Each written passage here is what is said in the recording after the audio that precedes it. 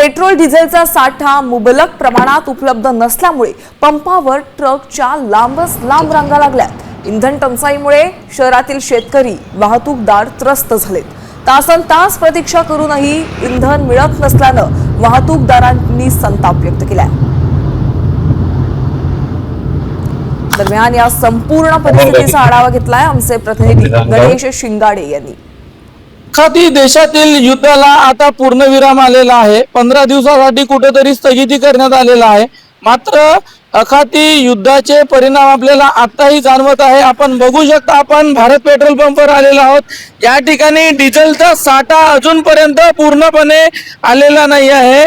आपण या ठिकाणी आलेलो आहोत। या ठिकाणी बघू शकता कशा पद्धतीने ट्रकाची लाईन लागलेली आहे।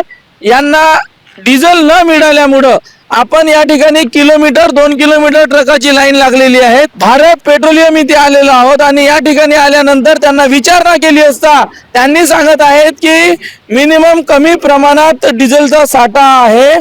फक्त कारवाल्यांना किंवा जे अत्यावश्यक आहेत त्यांना डिझेल देण्यात येत आहे।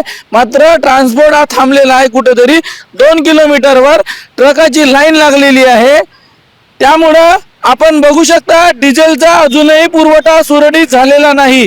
गणेश शिंगाडे, साम टीव्ही, गडचिरोली, आष्टी।